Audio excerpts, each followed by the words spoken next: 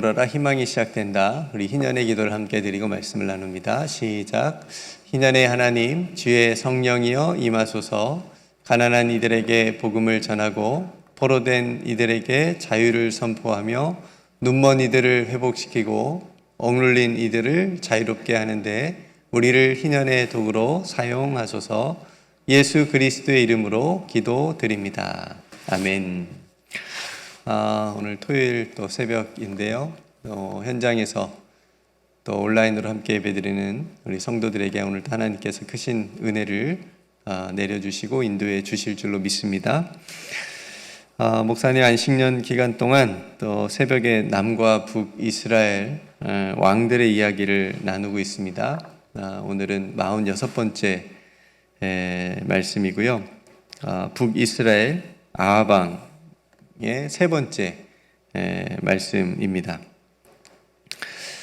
이스라엘 역사에 있어서 왕과 선지자의 관계를 지난번에 한번 말씀드렸고, 아하방 시대에는 엘리야라고 하는 굉장히 유명한 선지자가 활동을 했습니다. 그래서 아하방과 엘리야 선지자의 그 관계 속에서 첫 번째 이야기를 나눴던 것이 권력자 아하방이 섬기는 바알과 또 엘리야가 섬기는 여호와 하나님 그 사이에서 머뭇거리지 말라라고 하는 메시지를 나누었고요. 어제는 바알과 아세라 선지자 몇 명인지 기억나세요? 850명. 그 850명 대 하나님의 선지자 엘리야 한 사람이 이제 대결을 펼쳤죠. 그래서 엘리야가 승리함을 통해서 백성들로 하여금 하나님의 하나님 되심을 그렇게 고백하게 하는 그런 장면 또한 우리가 나누었습니다. 오늘은 그 영적인 싸움 승리의 이유 이야기 이 본문입니다. 엘리야를 통해서 이 영적 승리는 다윗과 골리앗의 싸움에서 다윗이 이긴 것만큼이나 굉장히 통쾌하고 큰 승리라고 볼 수가 있죠. 이 정도 승리했으면 보통은 굉장히 기쁨이 넘치고 어깨가 좀 올라갈 것 같은데 엘리야의 모습은 전혀 그렇지 못한 모습을 우리가 보게 됩니다. 여러분, 이런 승리를 여러분들도 평소에 많이 경험하시나요? 내가 이 영적 승리에서 이겼다. 영적인 싸움인지도 모를 때가 많이 있을 수도 있겠습니다만은 이게 나에게 영적인 도전이구나라고 생각이 되어지는 순간이나 어떤 그런 일들이 또 있을 수 있거든요. 그럴 때 내가 말씀으로 이겼다든지, 아무튼 믿음으로 이겼다든지, 그런 순간들이 우리들의 삶의 일상에 좀 많으면 좋겠다 싶은 생각이 있습니다. 어쨌든 반면에 아합은 이 싸움에서 너무나도 큰 타격을 입습니다. 국가적으로 시행해온 이 바알과 아세라를 숭배하라는 정책을 폈는데 이 싸움에서 그 모든 선지자들이 다 죽게 되잖아요. 그래서 다 잃어버립니다. 그러니까 백성들도 여호와 그는 나의 하나님이시다라고 하는 고백을 이제 나중에 하게 되면서 마음이 이제 아합으로부터 이제 돌아서게 되는 거죠. 그러니까 이제 다 끝난 것처럼 보이지 않습니까? 그럼 이제 아합 왕도 이쯤 되면 스스로 이제 생각을 해야 되겠죠. 내가 아내 이세벨에게 속아가지고 이제껏 잘못 믿었구나라고 회개하면서 그 바알 숭배의 뿌리라고 생각되는 이 이세벨 아내를 좀 몰아내고 다시 이스라엘의 어떤 영적인 부흥을 새롭게 하는데 그렇게 시작하면 좋았을 뻔했는데 아합이 그렇게 하지 못했죠. 오히려 아합 왕은 자기 아내 이세벨에게 이 전투의 결과를 이렇게 알립니다. 아합이 엘리야가 행한 모든 일과 그가 어떻게 모든 선지자를 칼로 죽였는지를 이세벨에게 말하니. 그래서 아내에게 가서 쪼르르 가서 이 모든 일이 어떻게 일어났는지 그리고 그 선지자들이 어떻게 다 죽게 됐는지를 이제 다 얘기를 하는 겁니다. 그러니까 아내 이세벨에게 완전히 잡혀 산다고 해야 되나요? 그런 모습을 볼 수가 있는 거죠. 여러분 후러싱 그 종로상이라는 식당 가보셨어요? 네, 거기 가면 젓가락 포장지에 이렇게 쓰여 있습니다. 제가 지금 정확히 기억은 안 나는데 어쨌든 이런 문구입니다. 여자 말을 잘 듣자. 아니면 아내 말을 잘 듣자. 이 둘 중에 하나인데 정확히 워딩 기억이 안 납니다만, 그러니까 곱씹어 보면 100번, 1000번 옳은 말입니다. 책일만 장로님 동의하세요? 비슷한 말이 있습니다. 제가 어렸을 때 많이 들었는데, 그 엄마 말을 잘 들으면 자다가도 떡이 생긴다. 네. 어렸을 때는 잘 몰랐습니다. 근데 제가 크니까 아 정말 그렇구나라고 깨닫게 되는 말인데, 결혼해서 살아보니까 아내 말을 잘 들어도 인생에 손해 볼 게 없다 라고 하는 것을 이제 점점 깨달아지게 되는데, 물론 말도 말 나름입니다. 성경에 보면 아담이 아내 하와의 말을 안 들었어야 됐어요. 저거 선악과 안 따먹어야 되는데 그걸 끝까지 하나님이 저거 먹지 말라고 했으니까 안 먹어야 돼 이렇게 했었어야 되는데, 아내가 먹자고 하니까 또 먹고, 그런 말을 안 들었어야 되는데, 그 다음 두 번째가 이제 오늘 이세벨이 말한 것을 아합이 안 들었어야 됐습니다. 하나님을 버리고 우리가 바알을 섬기자 이런 말을 안 들었어야 되죠. 근데 그런 말을 이제 들었던 거죠. 그래서 상황이 여기까지 온 겁니다. 어쨌든 아합에게 엘리야의 이야기를 듣고 난 다음에 이세벨의 반응은 또 어땠죠? 이세벨도 이제 다 끝났구나. 하나님이 진짜 신이었구나. 내가 지금까지 믿었던 바알과 아세라는 가짜였구나. 이렇게 이제 생각을 하면서 깨달아야 했는데, 이세벨도 이렇게 반응을 하죠. 엘리야에게 사람을 보내서 내가 너 죽인다. 내가 너 죽일 거다. 라고 하는 그런 협박을 하는 것을 우리가 볼 수가 있습니다. 이제 그렇다면 중요한 엘리야의 반응입니다. 엘리야는 어떻게 했어야 될까요? 그러니까 우리가 일반적인 생각이라면, 여러분들이 엘리야라면 어떻게 했겠습니까? 지금 거짓 선지자 850명도 다 이겼거든요. 그래서 하나님께서 기도도 들어주셨어요. 응답해 주셔가지고 불도 내려주신 것을 체험했잖아요. 놀라운 경험을 한 겁니다. 그런데 한낱 인간인 이세벨 정도는 두려워하지 않아야 되는 거 아니에요? 그 정도는 간단히 하면서 맞서야 되는 거 아닐까요? 왜냐하면 하나님이 뒤에 계신데. 근데 이세벨이 자기를 죽인다고 하니까 엘리야의 반응이 굉장히 의외이고 예상 밖입니다. 이세벨을 두려워합니다. 두려워서 숨습니다. 엘리야 선지자가 자기 생명을 위해서 살기 위해서 도망치기까지 합니다. 우리가 아는 엘리야 선지자 맞습니까? 엘리야는 왜 그랬을까요? 뭐가 그렇게 두려웠을까요? 여러분, 엘리야의 이러한 모습을 우리가 어떻게 이해해야 될까요? 지금껏 이 엘리야의 모습에 많은 해석들이 있습니다. 이렇게 얘기를 합니다. 그렇게 패배했는데도 무너지지 않는 악함 있잖아요. 악함. 아합이나 이세벨이나 그 악함에 엘리야가 깊은 절망과 무력감을 느꼈을 것이다. 이렇게 얘기도 하고, 또 개인적으로 영적인 어떤 탈진, 번아웃이라고 하죠. 그게 너무너무 크게 왔고, 그래서 우울증까지 말하기도 합니다. 그러니까 이제 우리가 막 큰 은혜를 받은 다음에 막 갑자기 뚝 떨어지기도 하고 그런 순간도 있는데, 그런 것처럼 엘리야도 그런 것지 않을까. 또 자신의 생명을 죽일 수 있는 어떤 인간 권력에 대한 두려움. 저 여자는 진짜 나를 죽일 수 있는 여자다. 이런 생각 때문에 어떤 그런 권력에 대한 두려움을 말하기도 합니다. 정확한 이유는 성경이 말해주진 않습니다. 어쨌든 두려워 도망치는 엘리야의 모습을 보면서 우리는 인간의 연약함과 한계를 보는 거죠.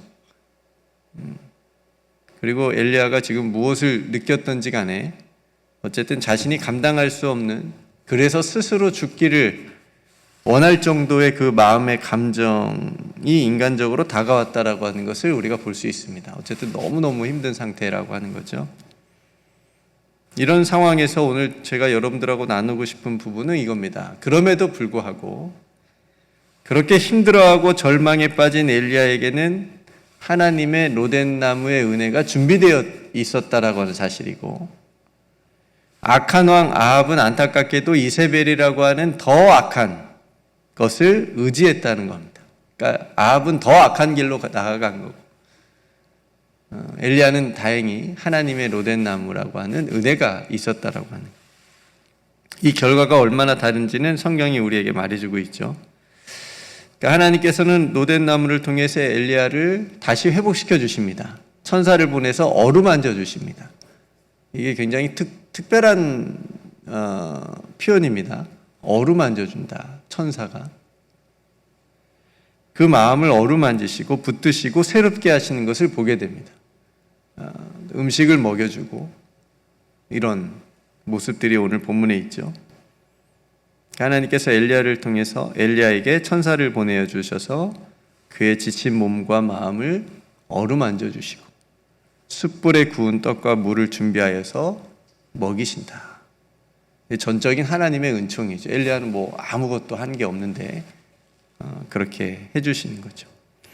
그러니까 이 모습을 보면 마치 베드로가 예수님을 모른다고 부인하고 떠났을 때 부활하신 예수님께서 찾아오셔서 베드로를 비난하거나 뭐 책망하지 않으시고 다시 사랑으로 회복시켜 주신 그런 모습처럼 오늘 로뎀나무에서 엘리야가 차라리 나는 죽었으면 하고 그 절망 가운데 있는 너무나도 힘들어하는 엘리야에게 육체적인 충전뿐만 아니라 영적인 회복을 해주시는 그런 은혜를 우리가 보게 되는 거죠. 여러분, 우리가 아합처럼 더 악한 길로 나아가지 않고 더 악한 것을 의지하지 않는다면 하나님의 사람에게는, 하나님의 자녀에게는 하나님께서 예비해 주신 각자의 로뎀나무의 은혜가 있습니다. 그래서 하나님 앞에 나오라고 하는 것, 그래서 하나님 앞에 엎드리라고 하는 것. 그 로뎀나무가 어떤 사람에게는 사람을 통해서 위로를 해줄 수도 있어요. 어떤 사람을 하나님께 천사를 보내듯이 어떤 사람을 통해서 그 힘들어하는 하나님의 자녀에게 보내서 위로를 해주실 수도 있고요. 또 가족을 통해서 또 어떤 사람은 정말 음식일 수도 있고, 어떤 사람에게는 좋은 책일 수도 있고, 어떤 사람에게는 정말 찬양 한 곡일 수도 있고, 그 찬양 앞에 정말 힘을 얻을 수도 있고, 또 어떤 사람에게는 한 구절의 말씀이 마음에 들어와서 다시 일어서게 하고 회복시킬 수 있습니다. 여러분들은 어떤 경험이 있으십니까? 어떤 사람은 말없이 십자가만 바라봐도 은혜가 되고 회복될 수 있는 은혜를 경험할 수 있습니다. 그러니까 모든 것이 우리를 살리고 다시 일어서게 하는 하나님의 로뎀나무들이라고 하는 거죠. 이 로뎀나무가 엘리야에게는 죽기를 각오했던 나무였지만 그냥 단순히 하나님에게는 다시 회복되고 살아나게 하는 생명의 자리가 되게 하신 겁니다. 완전히 바꿔버린 거죠. 그러니까 때론 여러분, 우리도 스스로 감당할 수 없는 힘든 일과 또 절망과 낙심이 찾아올 때가 있잖아요. 그럴 때 믿음이 흔들리고 외로움에 지치고 엘리야와 같은 그런 상황을, 그런 마음이 생길 때 우리가 분명히 기억해야 될 것은 하나님께서 그런 우리를 외면하지 않으시고 포기하지 않으시고 우리를 위로하시고 어루만져 주신다라고 하는 사실입니다. 그래서 여러분, 하나님 앞에서 우십시오. 네. 남편 앞에서 오면 남편은 그 눈물이 뭔지 모를 때가 많습니다. 네. 하나님 앞에서 우십시오. 얼마든지 우십시오. 하나님께서 그 눈물을 아시고 닦아주십니다. 하나님 앞에서 솔직하게 여러분 마음을 토로하십시오. 시편이 다 그런 내용이에요. 다윗이 얼마나 하나님 앞에 울부짖고 자신의 속 얘기를 다 그렇게 적나라하게 하고 있습니까? 심지어는 저 사람 죽여달라고까지 얘기합니다. 얼마나 미웠으면. 그리고 여러분 옆에는 하나님의 로뎀나무가 있음을 기억하십시오. 우리가 삶의 로뎀나무에 앉아 있을 때 하나님께서 우리에게 놀라운 은혜로 찾아오시고 위로하시고 어루만져 주신다라고 하는 그 은혜를 여러분 기억하시고 하나님 앞에 나아가시기를 주님의 이름으로 축복합니다. 하나님 우리의 형편과 마음을 누구보다도 더 잘 아십니다. 그래서 가장 세심한 방법으로 우리를 회복시켜 주십니다. 여러분 하나님의 산 호렙에로 나아갔다라고 하는 마지막 말씀을 보면 하나님의 산 호렙은 사명을 의미합니다. 넌 아직 죽으면 안 돼 이런 겁니다. 넌 아직 할 일이 남았어 이런 뜻입니다. 사명자는 죽지 않는다라는 말이 있는데 이 말처럼 엘리야는 다시 일어나서 힘을 얻어서 하나님의 산 호렙으로 나아갑니다. 여러분 우리들도 로뎀나무 아래에서 하나님께서 어루만져 주시고 회복시켜 주시고 새 힘을 주시는 그 은혜를 받아서 다시 일어나 하나님께서 기뻐하시는 삶을 다시 힘있게 살아가는 저와 여러분들이 되시기를 주님의 이름으로 축복합니다. 그 은혜가 우리 교회 모든 성도들에게 있기를 주님의 이름으로 소망합니다. 함께 말씀을 생각하면서 기도하시고요. 6시 45분에 가베 모임을 갖도록 하겠습니다. 아래에서 6시 45분에 우리 가베님들은 함께 모여주시기 바라고요. 내일 주일 예배를 위해서 또 여러분 기도해 주시고 말씀을 전해주실 허봉기 목사님 또 위해서 또 안신령 중이신 또 담임 목사님과 또 사모님을 위해서 여러분 또 기도해 주시고 몸이 아프신 성도님들 회복을 위해서 여러분 또 기도해 주시기를 바랍니다. 제가 먼저 기도하고 우리 함께 기도의 시간을 갖습니다. 하나님 아버지, 오늘 엘리야가 경험했던 그 절망과 그 낙심, 그것이 우리들의 삶 속에도 또 있을 수 있는데, 그래서 로뎀나무 아래에 나아가 하나님께 스스로 죽기를 원할 정도로 그렇게 힘든 상황 속에서 하나님께서 천사를 보내어 그를 어루만져 주시고 회복시켜 주시는 그 따뜻한 은혜를 우리가 말씀을 통해서 보게 되었습니다. 아버지 하나님, 저희의 슬픔과 또 아픔과 피곤한 일상의 그 마음 위에 은혜를 부어주시고 또 쉼과 위로 새 힘의 떡과 물로 저희를 일으켜 세워 주옵소서. 다시 일어설 수 있는 힘과 용기를 허락하여 주시고 하나님의 나라를 향하여 더 힘있게 달려갈 수 있는 우리 모든 사랑하는 성도들 다 되게 하여 주옵소서. 오늘 또 사랑하는 성도들 주 앞에 나와 엎드려 기도할 때에 그 기도를 들으시고 응답하시며 또 내일 모든 주일 예배 가운데 하나님께서 크신 은혜를 부어 주옵소서. 우리 구주 예수 그리스도의 이름으로 간절히 기도드리옵나이다. 아멘.